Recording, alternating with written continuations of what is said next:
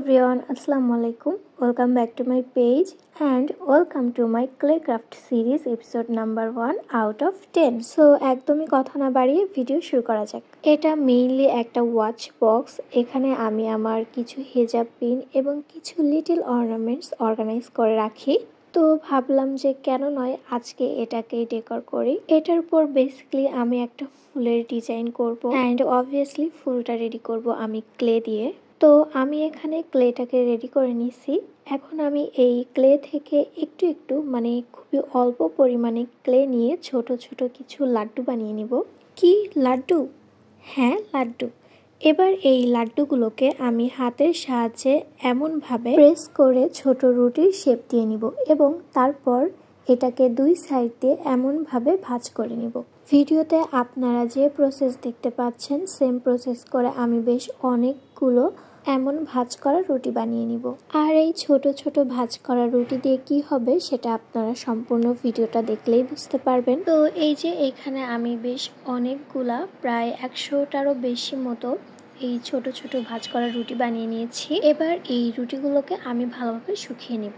এই পর্যায়ে আমি এই ওয়াচ বক্সটাকে ব্ল্যাক অ্যাক্রিলিক কালার দিয়ে কালার করে নিব এবং এরপর আরেকটু ক্লে নিয়ে আমি দড়ি পাকিয়ে নিব। এখন এই দড়িটাকে বক্সটার সঙ্গে সেট করে নিব অ্যাকর্ডিং টু ডাল এবং কুড়ির শেপ অনুযায়ী। আর এগুলোকে সেট করার জন্য আমি এখানে ব্যবহার করেছি ফেভিকলের এসএস গ্লুটা। আপনারা এখানে যে কোনো স্ট্রং গ্লু ব্যবহার করতে পারেন। এখন এই কুড়িটাকে আরেকটু রিয়েলিস্টিক দেখাতে আমি এতে কিছু ডিটেইলস অ্যাড করব। এরপর আমি সেম ভাবে ক্লে দিয়ে কিছু পাতা বানিয়ে নিব। আচ্ছা, আমি আজকে এখানে যে ফুলটা করতেছি সেটা হলো শীতকালীন একটা ফুল এবং আমার অত্যন্ত পছন্দের একটা ফুল। আর এই ফুলটা হলো গাঁদা ফুল। সো আজকে আমি এখানে যে ফুলের ডিজাইনটা করতেছি সেটা হলো গাঁদা ফুল। আর আমি এখানে ট্রাই করেছি যে গাঁদা ফুলের মতোই একটা পাতা আর একটা কুড়ি এখানে রেডি করা। আর গাঁদা ফুলের যেরকম পাতা হয় আমি এখানে ঠিক তেমন পাতাই মনে হয় রেডি করতে পেরেছি। তো সেই ভাঁজ করা রুটিগুলোকে সম্পূর্ণভাবে আমি শুকিয়ে নিয়েছি। এখন এই ভাঁজ করা রুটিগুলো হয়ে যাবে পাপড়ি।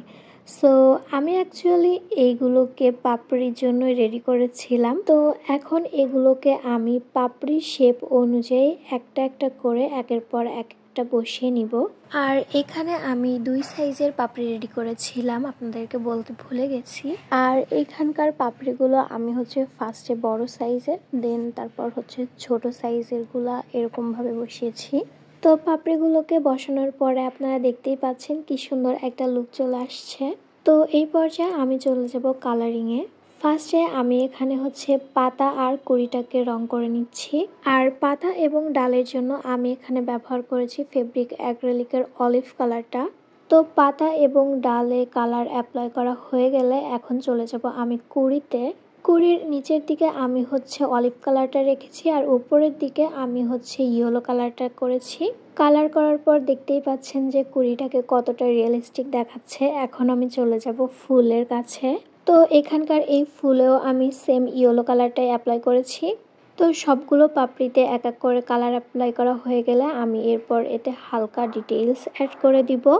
And then this is the final look. তো আমার এই গাঁদা ফুলের কাজটা আপনাদের কাছে কেমন লেগেছে সেটা অবশ্যই কমেন্টে জানাবেন। ভালো লাগলে অবশ্যই ভিডিওটা শেয়ার করবেন আর অবশ্যই চোখ রাখবেন আমার এই ক্লে ক্রাফট সিরিজে। সো দেখা হবে অন্য কোনো ভিডিওতে, ততক্ষণ ভালো থাকবেন। আল্লাহ হাফেজ।